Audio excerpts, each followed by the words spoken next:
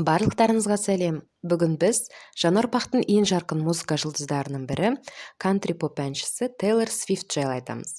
Ол сүйкімді, әдемі және талантты, ал әншінің жазбалары миллиондаған көшіріліммен сатылып, мультиплатинаға айналған. Сонымен қатар Тейлор шоу-бизнестің басқа өкілдерімен жиі жанжалға түседі. Соңғы уақытта оның қатысуымен болған жанжалдар шығармашылыққа қарағанда жиі талқыланады.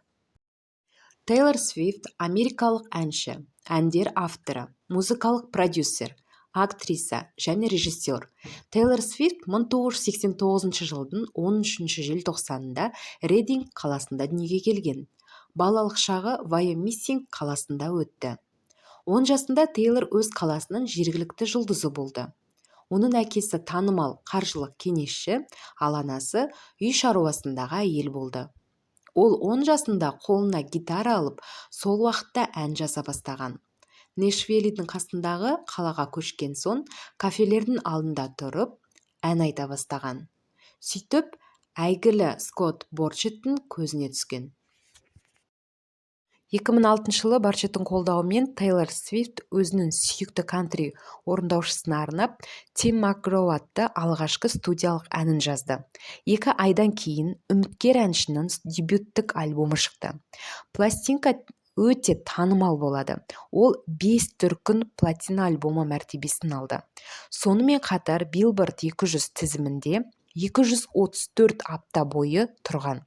Бұл 10 жылдықтың рекордын жаңартты.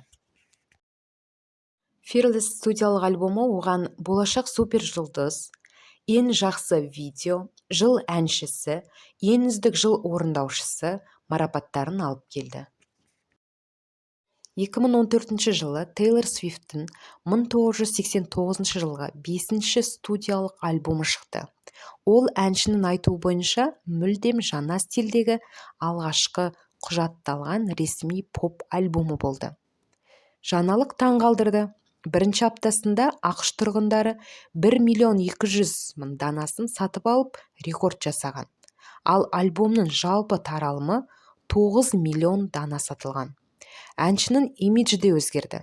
Бұйралар, жарқын өрнектері бар футболкалар және қысқа джинсы шорттары талғампаз кешкі көйлектерге, биік өкшелі аяқ киімге және әдемі шаштарға ауыстырылды. Тейлор Свифт жайлы қызықты фактілер. Тейлор Свифттің толық аты Тейлор Элисон Свифт. Тейлор Свифттің 10 студиялық альбомы жарық көрген. Соңғысы Midnights. Тейлор Свифт 11 Грэмми жеңіп алған. Ол 58 әлемдік Гиннес рекордын бұзған. Тейлор Свифттің фанаттары өздерін свифтистер деп атайды. Және Тейлор Свифт туралы университетте оқи аласыз. Рас, Нью-Йорктегі Клайв Дэвис институтында Тейлордың мансабы мен мәдени әсеріне бағытталған курс бар. Тейлор Свифт ең қайырымды атақтылардың бірі. Ол дауылдан зардап шеккендерге көмек қорларынан бастап ақш-тың 6 колледжіндегі музыкалық бөлімдерді қаржыландыруға дейінгі көптеген қайырымдылық қорларына миллиондаған долларлар бергенімен танымал. Тейлор Свифттің YouTube'те 47,6 миллион жазылушысы бар. Оның музыкалық бейне баяндарын жариялайтын арнасы қазіргі уақытта әлемдегі ең көп жазылатын YouTube арнасының 38-ші орнында. Свифт әлемдегі ең жақсы аспазшылар мен мейрамханаларға қол жеткізе алады. Бірақ оның сүйікті тағамы сергітетін қарапайым таңдау. Мүмкін болса, ол күнде не жейтін еді? Егер біз тек калорияларды есептемегенде, мен күн сайын не жегім келеді деп айтатын болсақ, ол тауық еті, дейді ол. Ол шырша өсірілетін фермада өсті. 2023 жылы Грэмми сыйлығының иегері өзінің бұрынғы альбомдарын қайта жазылған күйде шығарып қана қоймай, The Eras Tour турымен әлемді аралап 906 миллион доллар табыс тапқанын, сонымен қатар Тейлор Свифттің сәтті концерттік фильмін шығарғанын атап өтті. The Eras Tour америкалық әнші Тейлор Свифттің 6-шы концерттік туры. COVID-19 пандемиясынан кейін Swift гастрольдік сапарға бармаған. Eras Tour турнесіне Lover, Folklore және Evermore альбомдарымен және соңғы альбомы Midnights қосқан.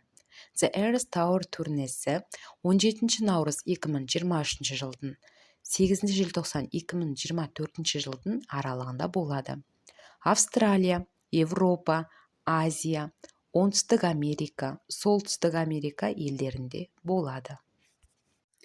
Модельдік келбеті бар танымал орындаушы ерлердің назарын аударады. Әнші растаған ақпаратқа сәйкес ол Jonas Brothers вокалисті Джо Джонаспен және Валентин күні фильмінің түсіріліміне қатысқан актер Тейлор Лотнермен кездескен. 2015 жылы Тейлор Свифт диджей Калвин Харриспен кездесе бастады. Музыканттар қоғамдық іс-шараларда бірге болды және куәгерлердің айтуынша бір-бірін бір минутқа қалдырмаған. Бірақ жанкүйерлер ешқашан үйлену тойы туралы ресми хабарлама алған жоқ. 2016 жылдың мамыр айында Тейлор мен Калвин ажырасқан.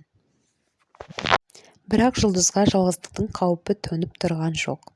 Бір айдан кейін ол Джо Керримен романтикалық қарым-қатынаста болды деп күдіктене бастады. Ал қазан айында әнші футболшы Трафис Келсимен кездесе бастаған.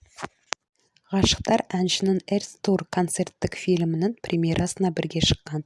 Ол кезде атақты адамдар папараццилардың көзіне бірнеше рет түсіп қалған.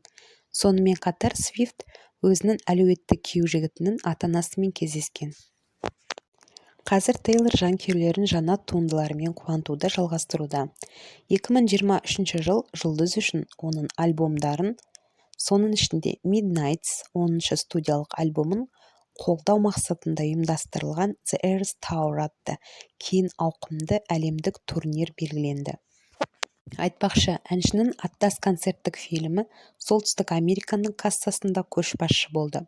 Ол тіпті осы жанрдағы алдыңғы көшбасшыны 2011 жылы Джастин Бибермен бірге Never Say Never фильмін жеңді.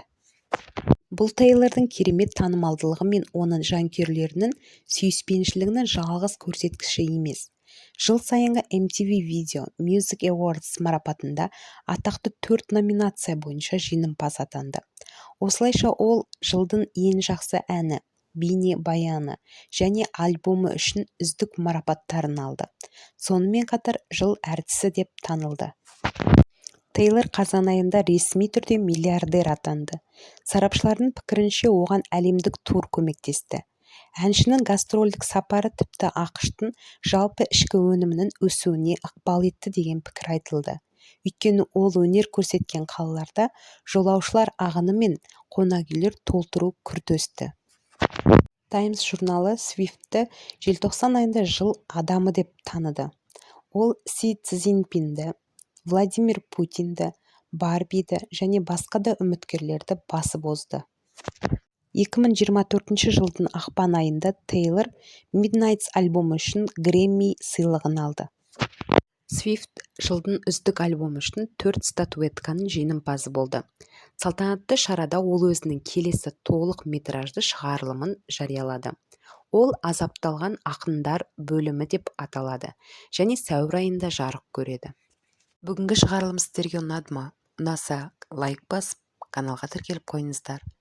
Тағы басқа қандай атақты адамдар туралы білгілеріңіз келеді, комментарийға жаза кетіңіздер. Келесі кездескенше.